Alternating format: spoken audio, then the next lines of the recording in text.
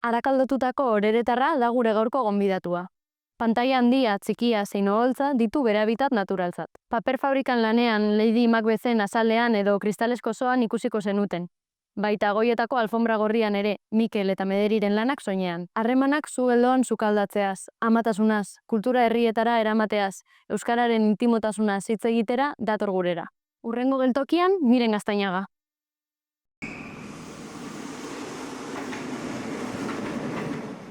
Hauze da hurrengo geltokiaren lehenengo kapitulua, Miren Gaztañaga aktorea ekarri dugu, eta berarekin mintzatuko gara, pixkat bere lanbideaz, baita ere herri txikiez, prekarietateaz, kulturaz orokorrean, eta hortzen, lehenengo galdera, igual beharrezkoena, ze moduz zaude?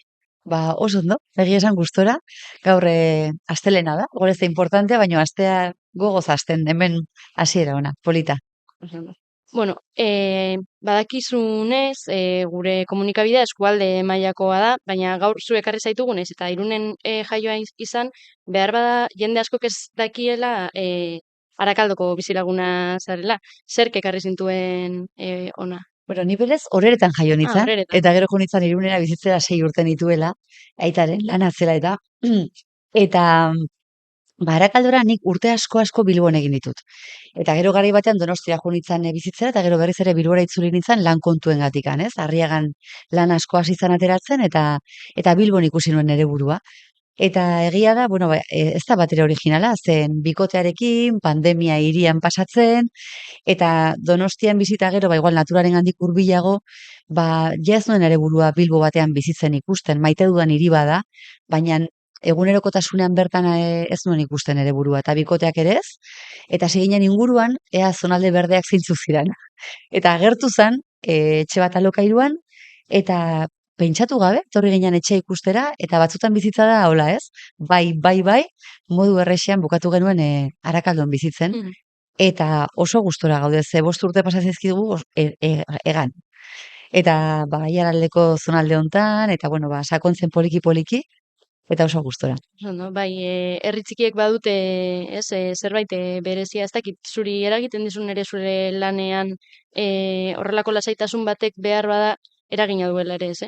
Beni ez dakit ja adin kontua den zer, bai ala ez, baina niri asko laguntzen dit izaerarengatik ere bai, gustatzen zait asko hiria edo herriak hurbil eukitzea, Laudio bat, Bilbo bat, baina aukera hori baztertu ahal izateko eta isiltasune batean egoteko lasaiago, bai familiarekin, alaba txikiarekin edo deskansatzeko edo sorkuntzarako netzako pari handia da.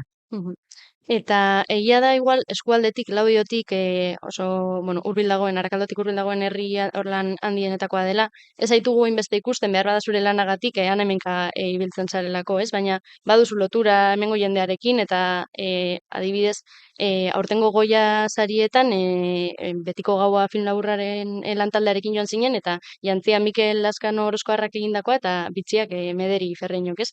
Nola sortu zen aukera hori? Jo, oso polita da. Egia da, ni naizela, tempo geldoetakoa naiz. Poliki ni joa baita ere, igual harremanak sortzen, eta gero azkenean baita ere, bizitza hontan, horren beste gauza ditugu, egia da, lanak asko eragiten duela gure bizitzetan, ze gure kasuan, nire kasuan behintzat, egun batean proiektu bat daukazu, eta beste egun batean beste proiektu bat, eta aldatzen dizu horrek ordutegia, egutegia eta dana, oso zaila dela egunerokotasun habito finkoak egitea, eta horrek egia da, harremanak sortze hori ere, geldotu egiten duela, baina, badoa zela baita ere horre, zu geldoan sortzen da hori oso polita dela. Eta ni ustut izaerarekin ere bat datorkidan zerbait dela, ez? Eta, oso polita da, ze gauzak sortu ziren oso modu naturalean, Goya sariei begira, azkenean, ardura bada, ze arropa, nola egin. Eta batzutan ematen dizkigute aukera batzuk igual, batzutan baituzu olako showroom batzutan aukeratzeko soinekoak eta barrez. Baina egia da, importante dela norberaren zalbitzan niretzat, sentitzea, eramaten duzun horrekin identifikatuta, ez? Eta, azkenean, mundua da guzti hau. Eta, nerearen bitartez, nereak faktorian lan egiten du, eta, oso, pasada bada nerea, ez? Eta jende asko ezagutzen du Laudion, eta izugarrizko laguntza izan da neretzako, eta orduan, bapatean, esaten nion, jo, inguru hontan norbait, ez da egongo diseinatzailerik, hasian zen Euskal Herria, baina de repente zen Aiaraldean, da, benetan badagoela bat? Mikel Lazkano, venga, berarekin kontaktuan jarri nintzen, ez? Eta gero ja, Mederiren belarritakoak, eta izan da niretzako, osea, biak izan dira super jatorrak, gainera, osea, estilo zoragarria daukate bai batak eta bai besteak, dira bizortzaile, fin, maravilloso, eta super eskertuta nago, bai nereari eta baita beste biei ere, ze izan da, osea, junitzen oso gustora, zaintza batekin brutala, eta gainera, ba hori, Aiaraldea gainean, ez? Orduan zen, perfecto, egia esan. Bai, horrelako evento mediatikoetan eta oso garrantzitsua izango da, eroso Oso, sentitzea. Osea, eroso sentitzea zuk bai, daramasunarekin, aurreko prozesu guztiare aipatu duzu oso lasaia da zaintza oso presente egon zelan, baloratuko da. bueno, eska adibidez, Mikel Lazkanoren izeba, bizi dela aretan, eta dela justuna, bere laguntza totala izan nuen, ba, neurri hartzeko Mhm. arropari, gero Mederi eta bere bikoteari egon ziren topera laguntzen, guk asistentzia karretera esaten genion, eta izan da, como, eskerrik asko, eskerrik asko, eskerrik asko, bai. Aipatu dituzu hori, Mederi eta Mikel, eta Nerea ere bai, eta azken erromantikoak filma grabatu zenuenean, Txani Rodriguez ere ezagutzeko aukera izan zenuen, berarekin harremana egitekoa ere bai. E, beste sortzailerik edo hori eskualdean ezagutzeko aukera izan duzu edo, Txani eta Nereari buruz zer kontatuko diguzu adibidez. Jo, ba, eske, egia da asko betetzen duela, niri asko betetzen dit poliki-poliki, bertako jendea ezagutzen da bertako jendearekin konexioa daukazunean, ez? Eta ez dela gauza bat, igual, azkar egiten duzun, baizik eta suertatzen diren gauzak direla. Eta Txaniren kasuan, izan zen, izugarrizko paria, egia da gaur egun harreman badaukagula. Eta orduan, ba, claro, niri iritsi zitzaidanean, azken erromantikoetako kastina, zaten, no, ezin du sinetxi. Osea, Laudion gertatzen den Ja, historia bada, idazlea Laudiokoa da, horren, horren hurbil sentitzen nuen, zango, a ber, atera bertzait, mesedez, osea, bai sentitzen dut, bai ez kontatu aldudan zerbait dala, ez? Eta ordu niretzako izan da oso aberasgarria, nerearekin daukadan harremana oso aberasgarria da, Txanirekin daukadana, Mikel eta Mederi, osea, egia da azkenan, ba, bueno, zuekin ere poliki-poliki, ez? Eta, zer esango nizuke? Zintzen galdera. hori bai, Ahaztu zait. eskualdeko sortzaileak, Bai, nor gehiago, ba, eske, azkenean, etxe bihurtzen du, bizitzen zaren leku hori, goxotu egiten du, eta nik uste dut hori dela munduko gauzarik ederrena.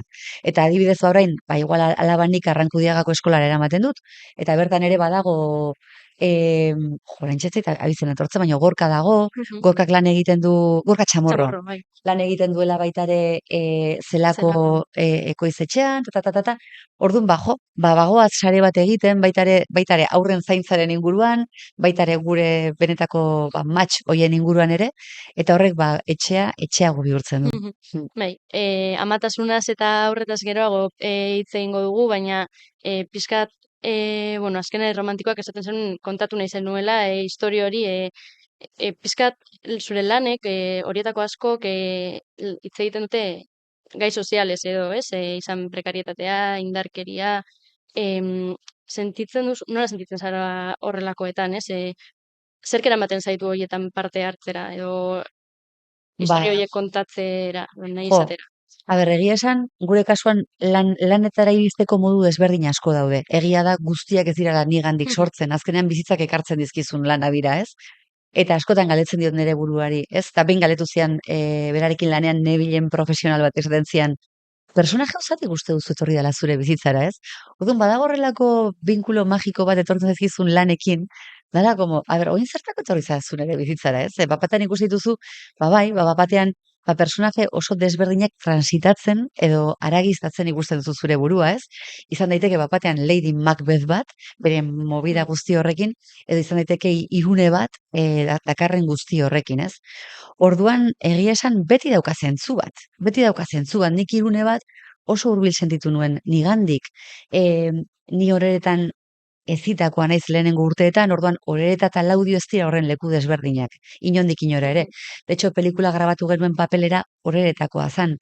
Eta aipatzen genuen baita ere, askotan igual telesailetan ikusten ditugula oso leku, ba, ez dakit nola esan, sozialki altuak direnak, igual personajeak, oso etxe, lujuzko etxetan bizitzen, eta nik uste dut ez dela gehiengoen errealidadea hori, zentzu batean, ez?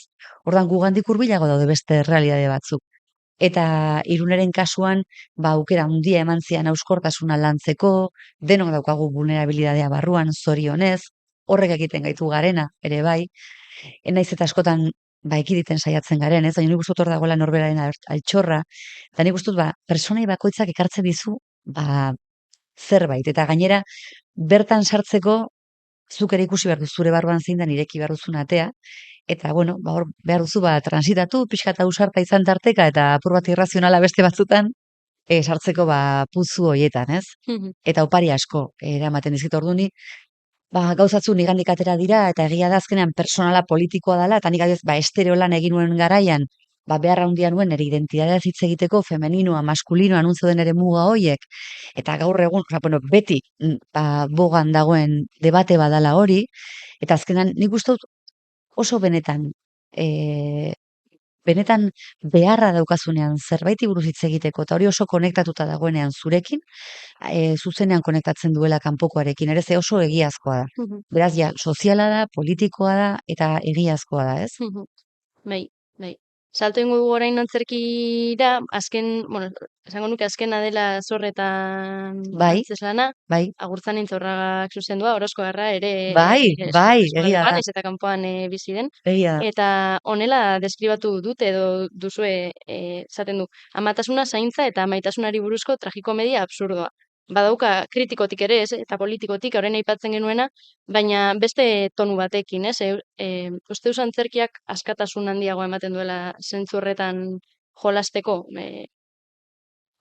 Nik uste dut azkenean zinema eta audiovisualaren munduan diru asko mugitzen da, eta nik uste dut harremanak produktuarekiko horrek ere baldintzatzen dituela.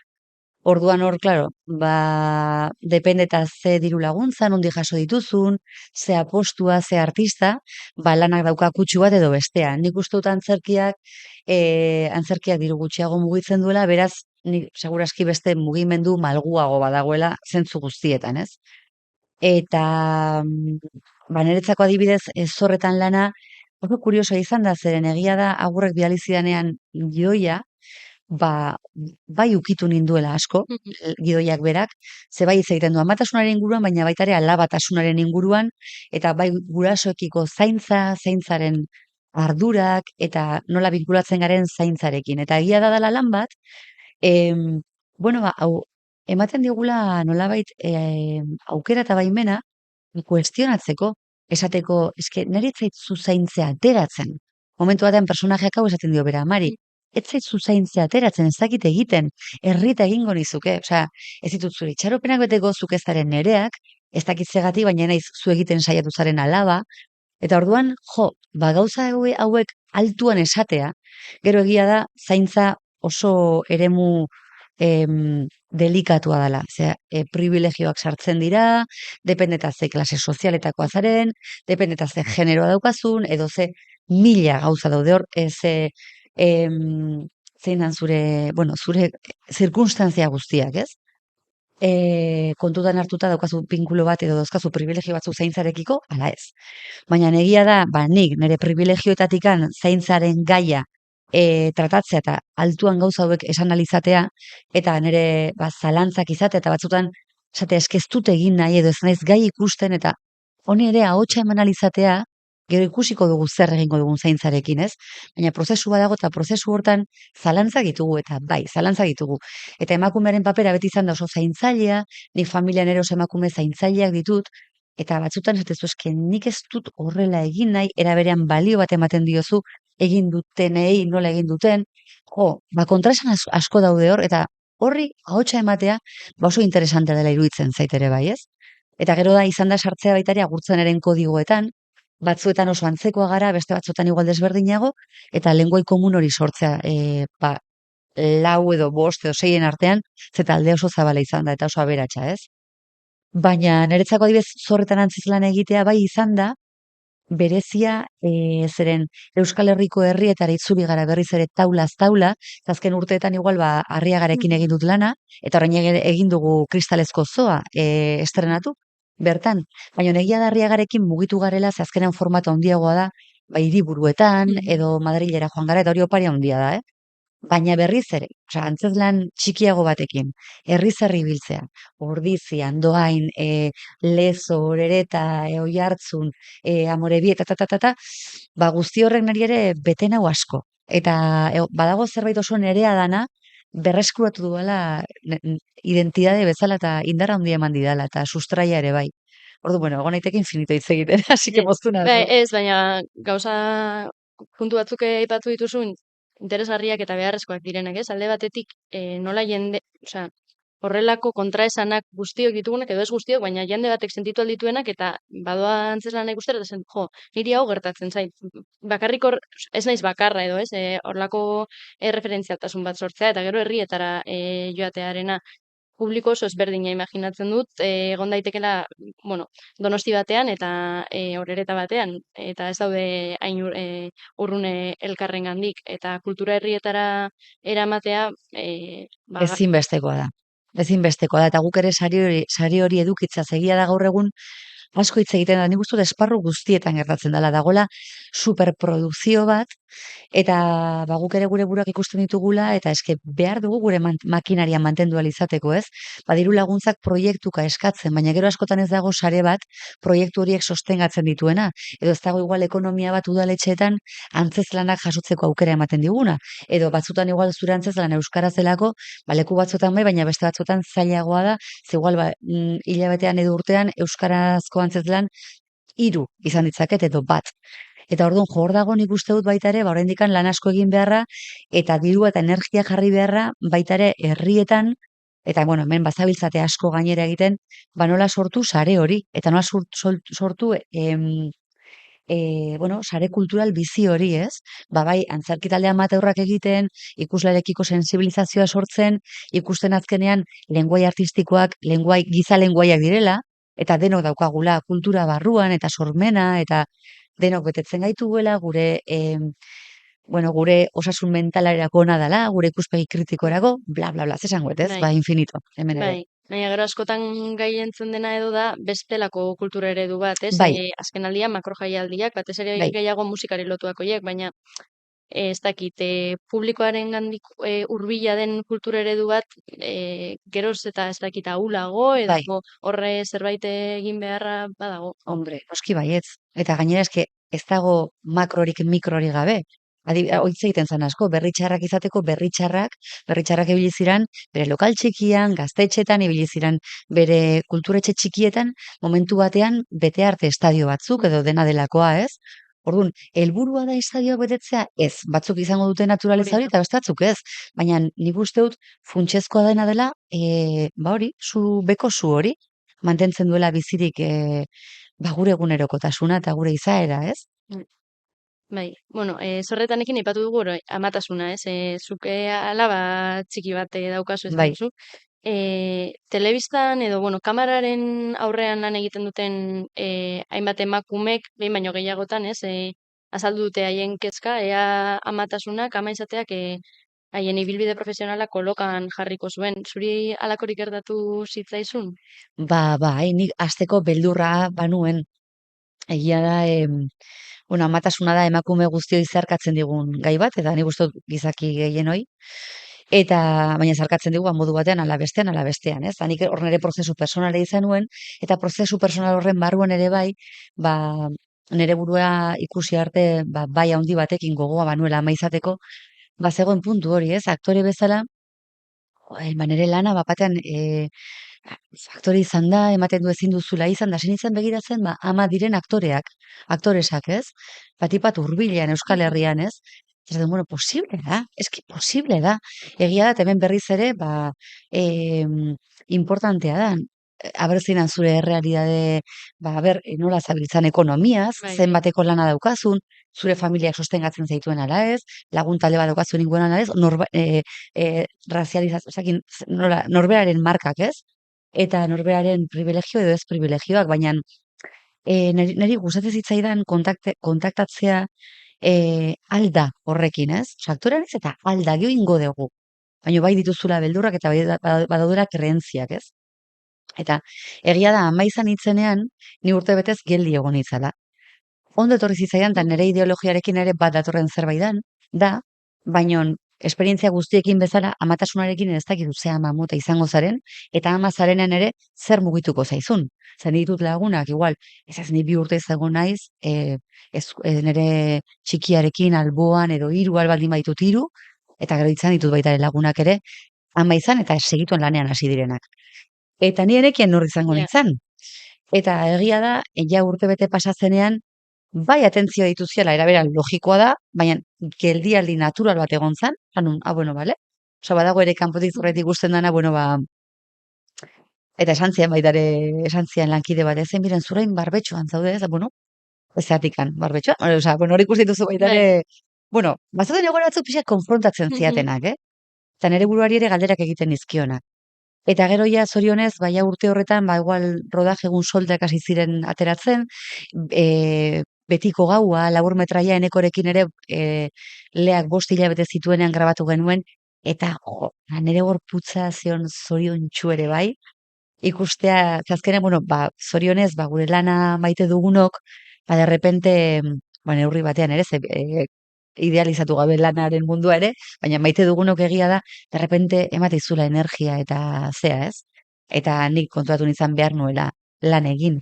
Orduan urtea pasata, zorionez ja berriz aktibatu nintzen, pelikula etorri zen, antzez lanak etorri zen, da ja, orain dago, ba, bueno, konziliazioaren mundu Bai. fantastiko hau, ez da Hori bat ere galdetu behar erraza. nizun, horrelako lan frenetiko batean, nola zer ematen da kontziliazio hori? Bueno, ba, a ber, egia da, nola nire lanak, ba, alde batetik zoriontsu egiten hauen, ba, ase betetzen hau barrua, baina egia da, batzutan oreka hori zaila dela lortzea, eta ikustezu batzutan igual, ba, txikia igual gehiago atenditzeko behar badagola, eta ba, zorionez garaila saiagoa datu zenean, ba, presentzia hortan egoten saiatzen zara, ba, amatasunean ere bai baduela, bere mandanga ez.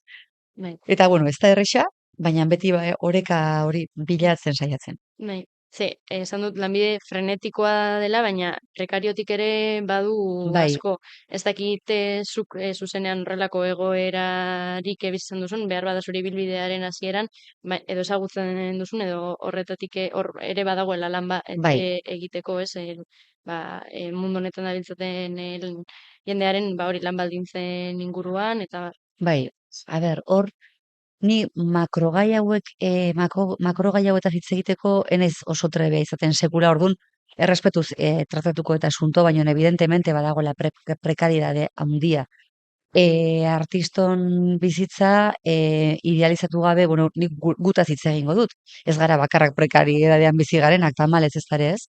Eta gero egia da, nik ere, ze esango nizuke, nik azken urtetan, ba, tokatu zait Arriagan lan egitea, eta hor, antzezlanak, ba, oso modu egokian ordaintzen dituzte, beti dago bide bat leku guztietan egitekoa, baina eski egia da, eta ba, ikarekin ere, ba, oso gustora ibili naiz, zaindua sentitu naiz, baina egia da, badirela lekuak, non, bueno, borroka handian dabiltzan, zakutzane bat adibidez, 35 urte guztu dara mazkila lanean, eta vamos, ateatzeko aurrera bere enpresa ikusten ditu urtero zailtasun izugarriak.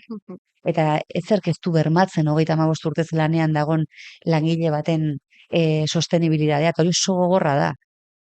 Ni freelance naiz gehiago, eta orduan, eski errealitate mota asko dauzkagu. bai.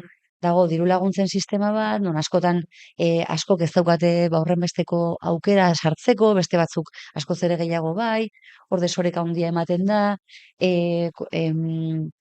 konpainia txikiek lekua aurkitzeko oso zaila da, baina era berean ere ez dago sare bat non sostengatzen duen. Esango nizuke, behar da dirua kulturarentzako? Bai, baina segurazki ere behar dira beste estrategia batzuk, eta behar da hausnartu benetan zein dan lekuaren errealitatea, zeintzu dira beharrak, bete aipatzen dugun Frantzian ere dagoen errealitate hori non, eta uste dut Belgikan ere bai, eta beste leku batzutan ere bai, intermitentziaren errealitate hori, non momentu batean, artistak lan egiten ez duenean, momentu batetik aurrera, sostengatua da baita ere gobernuarengandik, zeren balio bat ematen zaio, kulturan lan egiten dugu, no? Eske, a ber, Bai, mundu da infinito, erraldoi bata, da infinito, eta Euskal Herrian, konpainiak, momentu honetan, nola esan, ondoen dauden konpainiak ere, eske oso zaila daukate mantentzeko, eta urte askotan borrokan egote hori ere ez da nahikoa, gero ziurtatzeko zure lan, eske da oso bai, konplexua, oso komplexua da, eta oso oso zaila, eta konplexua da, aipatzen zenuena, sektore honetan bada, baina beste askotan hala da, ere bai, hala da. eta kulturaren munduan ez bakarrik hori, nola esan ez, aktorea edo musikaria, Edo oi, dantzaria, edo ze dantzariak ere, bai, vamos, osea, okerrago, zailagoa daukate, sareak, bueno, bai, bai. osea, oraindik ere zailagoa daukate. Eta gero hori guztia inguratzen duten beste langileak, ez? Bai, bai, Teknikariak eta, bai, bai, hor hor badago. dago, dagoelako, nola esango nuke, ekosistema bat oso konplexua dana. Mm, Eta azkenean hor gauden persona gara, eta persona bakoitzak dauka krentzia bat, egiteko modu bat, oso konplexua da. Bai, horre aipatzen zenuen, ez? Sare sendo bat eta Bai, estrategia sendo batzuk bai, beharrezkoak Euskal Herri printzipio mailan. batzukin, utopikoa dirudi, baina printzipio batzukin, adostasun batzutara Ja, iritsita, bai, zaila da, baina bueno, bai, hortzea igual halako, askotan, bai, ez dakit, bai, ez dut gehiago, enaiz gehiago, lokaz gehiagotan sartuko, baina egia da, igual, antzoki batzutan, ez dezu, jo, kriterio personal batek irekitzen du atea, antzoki ja, batean sartzeko ala ez, jolin ez dakit, ja. ze komplikatua den asuntoa. Hizkuntzara egingo dugu salto aipatu duzulen, behar bada pues, euskaraz sortzearena, ez? Euskarazko obrek, leku txikiagoa dutela behar bada leku batzuetan besteetan baino, Hmm, zuke euskaraz eta gazteleraz egin bai, duzu lan, zer ematen dizu batak eta zer besteak, nola sentitzen zara hizkuntzaren arabera? begira, nik egia esateko, a ber, nik euskeran daukat nire sustraia, eta gainera, Paulak hori konfirmatzen ditu oro, ze oso bitxia da gure kasuan nola harremantzen garen hizkuntzarekin lan egiterako orduan. Gero erdarak ematen dizkit beste gauza batzuk ere bai, eta oso interesgarria eta gero gainera da zerbait em, gustatuko litzaidakena gero eta gehiago sakontzea ere bai, osea nik zentzu hortan oso nola esaten da? Eh, poliamorosa naizela, eta poliamorosa izan nahi dudala, ez? Ojala frantsesa jakingo banuele bai, edo inglesa dominatuko banu, ez? Baina egia da nita hola gainean nagoenan da euskaraz hitz egiten dudanan edo pantaila baten aurrean nik hor oso etxe sentitzen dut, segurtasun bat sentitzen dut eta base bat sentitzen dut gauzak transmititzerako. Orduan da hori oso gauza fisikoa da, oso gauza intimoa da. Eske oso intimoa da, oso intimoa da. Eta oso ederra da hori sentitzea ere bai, ez? Eta eta gero erdera niretzako da, ba, behikulo bat beste aukera batzutara zabaltzen Mhm, didana. Momentu batean, Madril batean lan egiten egotea, beste aukera batzutara zabalduta erdaraz, netzako hori oso aberasgarri izan da, eta maite dudan zerbait da, eta gustatuko litzaidak ere gertatzea. Edo adibidez azken erromantikoetan aukera edukitzea bilingüe hortan lan egiteari izan da oso guaia. Zen niri ere profesional bezala, azkenean gaztelania den hizkuntza hortan sakontzeko aukera ematen mhm. dit, eta hizkuntza hori ere familiarrago egitea lan eremu horretan, Eta seguruago sentitzea, gaztelaniaz lan egiten, danetzako hori bada beste lan batzuetara akzeditu ahal izateko giltza bat, hori ere maite dudana, ez? Baina, bueno, euskaraz hitz egiten dugunean, eske beste gauzatetaz ari gara, ze da, gorputzaren beste gauza Bai, bat. bai, kuriosoa da, bueno, hizkuntza bat baino gehiago hitz egiten dugunok, ezberdinak gara ja ez lanean gaudenean, depende norekin harremantzen garen, hizkuntza aldatzen badugu, ni Bai, euskaraz bat naiz, gazteleraz bat, eta ja inglesez hitz egin behar dudanean, bueno, ba, beste bat, ez? bai, Niri kanpoan bizitzen egon diren lagunak askotan esaten zuten, jo, nire, ez dakit, Dublingo lagunek ez dakite ze graziosa naizen euskaraz, hau, ja, ezin dezakete, egia da, baina, egia da. baina hizkuntza horretarako tresna ere bada, ez? Imaginatzen dut, papero antzesten ari zarenean, pues, ematen dizu aukera gehiago identifikatzeko pertsonaia batekin, gutxiago Bai, horrekin lan egiteko. bai. Nik askotan igual, eta kide batzu ditut alderantziz bizi dutela gaztelera askoz ere naturalago. Eta esaten dira, eta askotan, hau erderaz egingo banu, Mm. askoz ere askeago sentituko nintzateke. Eta niri, eske pertsonaiaren arabera, baina niri askatasun hori euskararekin etortzen zait asko. Eta bueno, gaztelerarekin ere lortzen dut, baina lan gehiago eskatzen dit. Mm.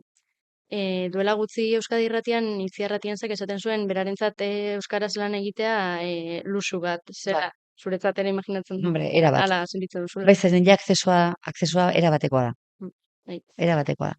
Eta ez dakite, bukatzen joango gara, eta igual aurreratu aldi guzu orain ze proiektu dituzune eskuartean, pixkate amaitzeko Bai, saioarekin. momentu hauetan, ze proiektu ditut eskuartean. Egon gara rodatzen, gaina Algorta inguruan eta Inurri itxuak, Bai. Igor Legarretaren pelikula, eta hor personaje badaukat, txikia eta oso polita, ez dakit oso gustora ibili naiz beraiekin lanean, eta Joxan Bengoetxearekin, eta Igor berarekin, eta oso lantalde ederrarekin ibili gara lanean. Eta gero, bueno, estrenatzear egongo da uste dut Zeru Ahoak Teresaia momentu batean, horre ibili gara Koldo Almando zen zuzendaritzapean. Momentu hauetan datorkit tartean antzez antzerki konpainiarekin lan bat ari gara hor, lan bat astear egongo da hurrengo urteari begira, eta baita ere, best topaketak Bai. eremu hortatikan, zelako ekoizetxeak proposatu zian sorkuntza personaleko lan bati ekitea, eta aspaldi egin ez dudan ariketa bada, eta bertigo pixkat ematen dit, baina gogoa daukat laborategi hortan sartzeko ere bai, eta bueno, hor sartuko naiz baita ere, eta gero lan rodaje egun solte batzuk ere badaude, baina bueno, hortxe, poliki, horrengo Bai, urteari bueno, begira. argi dagoena da, leku batean ala bestean ikusiko zaitugula, Bai, ez bada pantailan oholtzan, edo bai, bestela Arakaldon, eskualdean, hori da, edo bai. eskerrik asko Miren tarte honengatik, ni oso gustora egon naiz, Baita ni ere, eta hau beti etxea da, bai, teneretzako hasik eskerrik asko. eskerrik asko tortzeagatik.